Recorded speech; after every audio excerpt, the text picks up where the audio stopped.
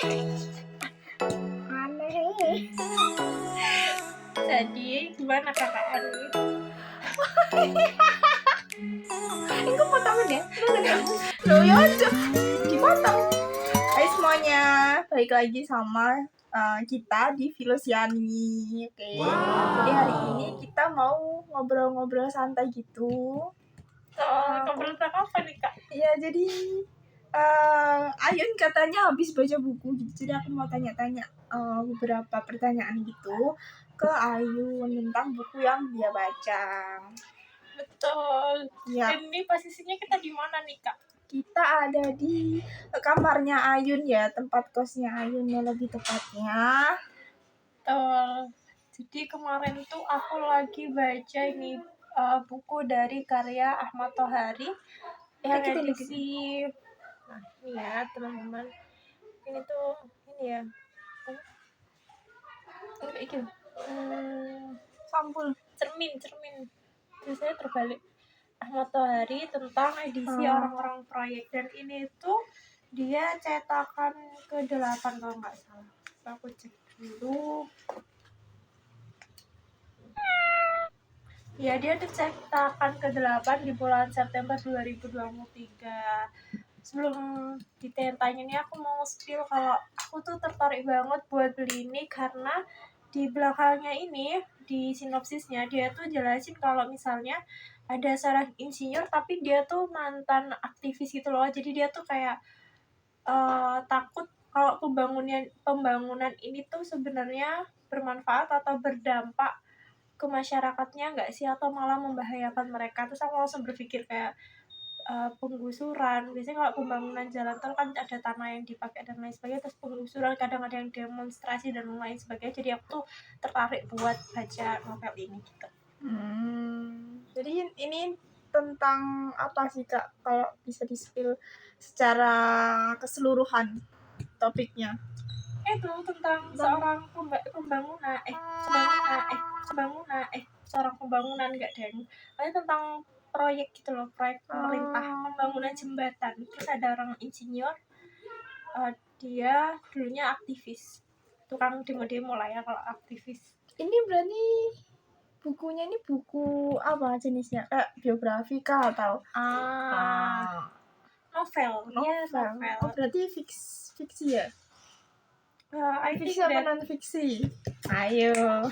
fiksi sih harusnya.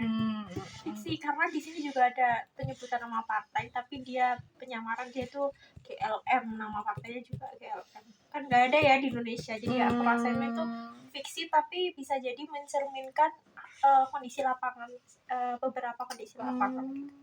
Butuh berapa hari sih buat Kak Ayun ini nyelesain? Seminggu. Wow. Nah, kalau skripsi lama ya kalau Kak skripsi lama ya. Ya kan ini cuma baca aja kak. Oh gitu. Terus di dalamnya tuh ada ceritanya itu bukan hanya tentang pembangunan, tapi juga ada romansnya juga.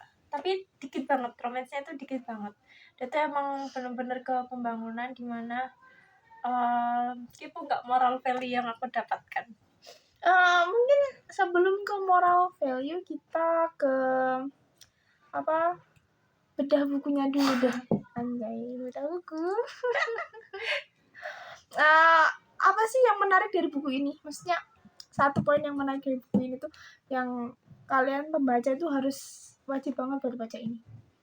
Karena di sini dari baca buku ini kita itu bisa belajar kalau misalnya kita keluar dari perkuliahan ya, atau nggak kuliah sih, akademik, maksudnya kayak udah pure masuk ke dunia sebenarnya tuh kayak tidak semuanya putih dan kadang penuh manipulasi gitu. Jadi kita sebagai manusia tuh ya harus punya pendirian gitu. Apa yang kita yakinin ya kita jalani. Tapi tadi kenapa harus baca buku ini, karena aku sempat lihat postingan juga tadi pagi kalau misalnya orang pandai itu dikalahkan sama orang yang pandai bicara, dan orang yang pandai bicara akan dikalahkan oleh orang yang bermuka dua. menarik ya, tapi memang kenyataannya seperti itu ya mungkin ya. Terus lanjut, berarti ini tokoh utamanya satu orang? Kabul, iya namanya Kabul. Kabul, Kayak satu betul orang. Kabul. Kabul, ya. Kabul, dia namanya Kabul. Kabul ini apa? Seorang insinyur gitu. Aku lupa sih dia lulusan jurusan apa, pokoknya dia insinyur.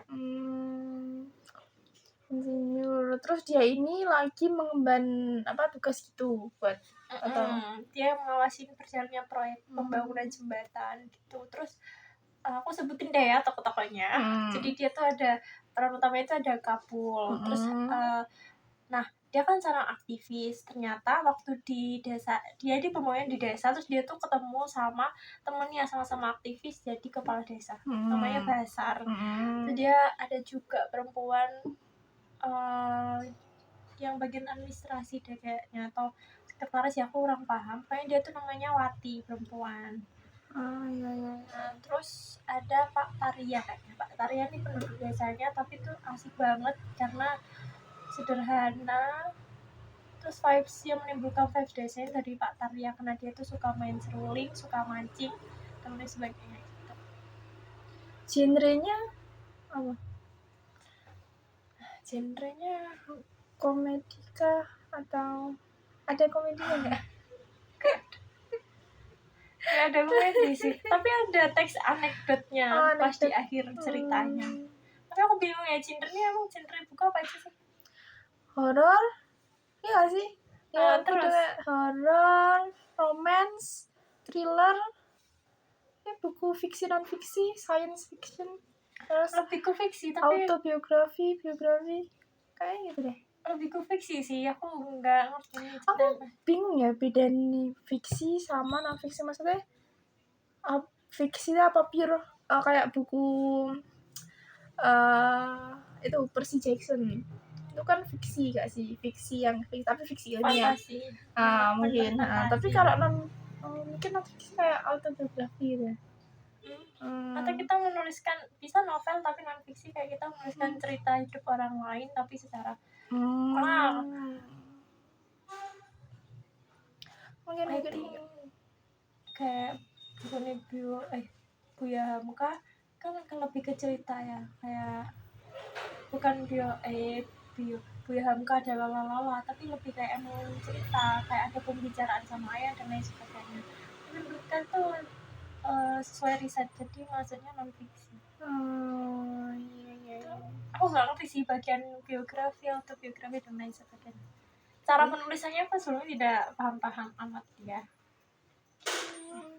Terus kalau kelebihan kekurangan deh, kelebihan dari buku ini apa sih?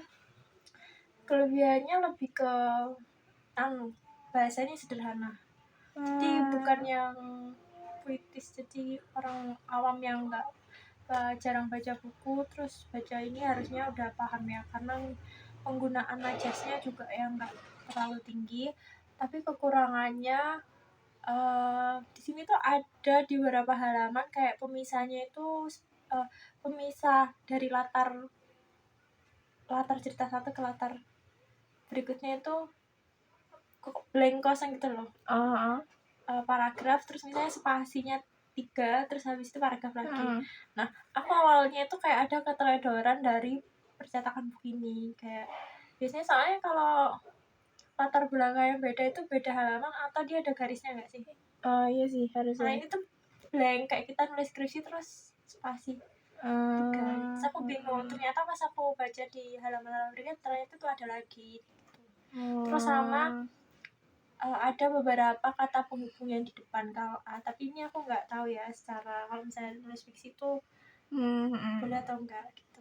Iya. Terus sama sebenarnya sedikit bosan kalau misalnya pembahasannya terlalu serius terus tentang pembangunan proyek itu, tapi untung ada bumbu-bumbu romansnya.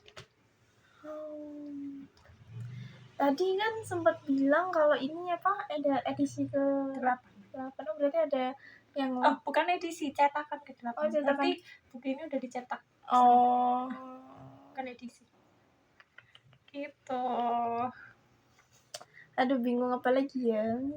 Kamu penasaran nggak? Kak diceritain dia ada kabul menemukan seorang Oh ya ini ya. seseorang. Oh kabulnya yang beradegan Coba. romantis ini. Coba tebak kabul nikah sama siapa? Tadi dirimu hanya menyebutkan tokonya 3 loh. Kabul, Basar apa? Ambek sekretaris. Sekretaris ya berarti?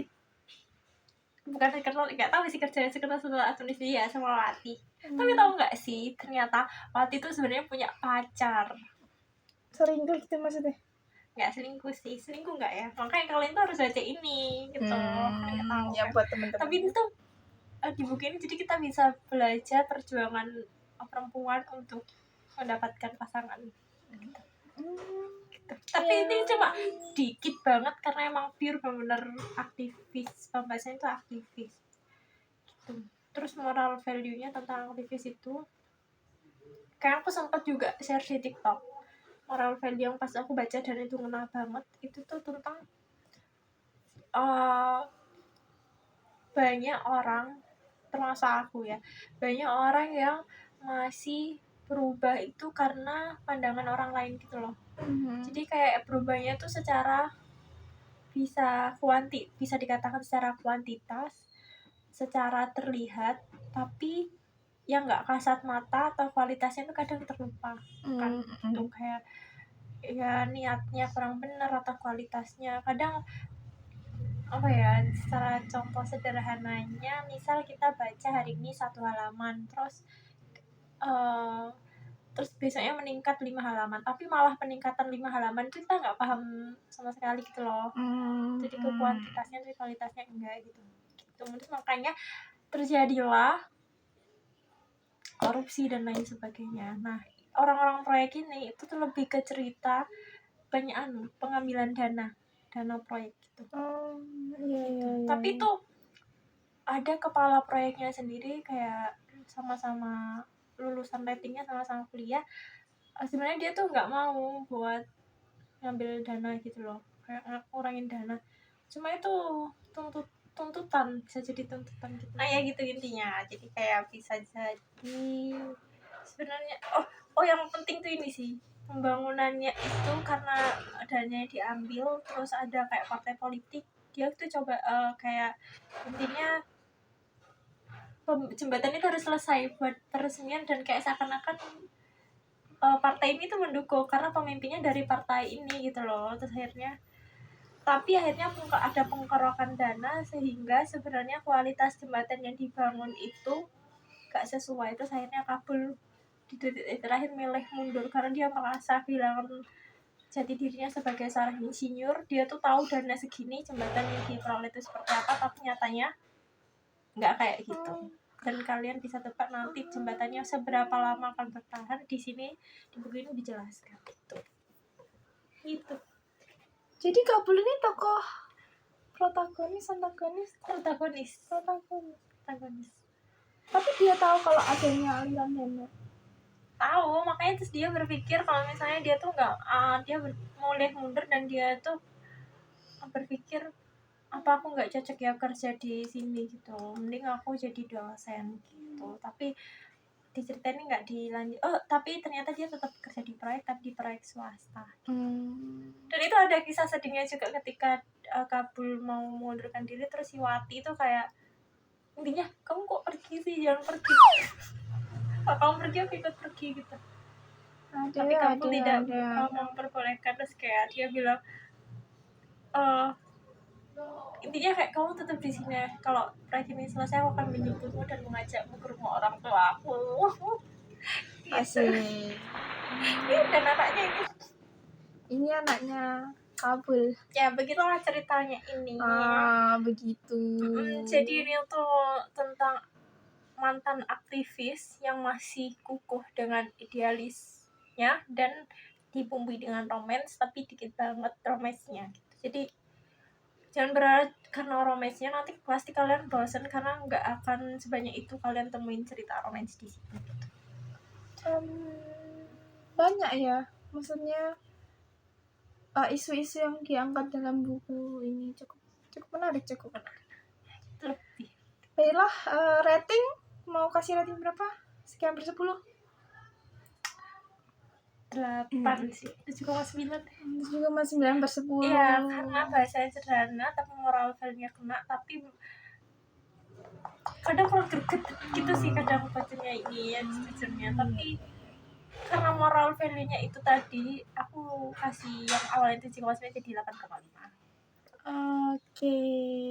Bagus kok, bagus. Dan aku penasaran dengan bukunya Ahmad Tohari yang lainnya gitu. Oke, bisa banget nih buat kakak-kakak semuanya yang pengen baca buku yang sekiranya tuh ringan tapi tetap punya ada pengetahuan gitu, terus suka yang ada isu-isunya. Bisa banget bukunya siapa tadi, Ahmad Tohari ya, Atau orang-orang kalian proyek. orang-orang aktivis gitu ya. Iya bener, Bisa banget. Karena bisa jadi kalian sekarang aktivis, bukan kayak kita seorang aktivis, terus pas lulus jadinya luntur karena tergores oleh ya budaya-budaya yang udah ada di dunia luar. bener. Oke, sampai jumpa kali ya. Oke, mungkin kita akan ganti sesi untuk apa yang kamu tonton pekan ini gitu. Banyak banget ya. Saksikan nanti episode selanjutnya tentang tontonannya Kakak Ani. Dadah.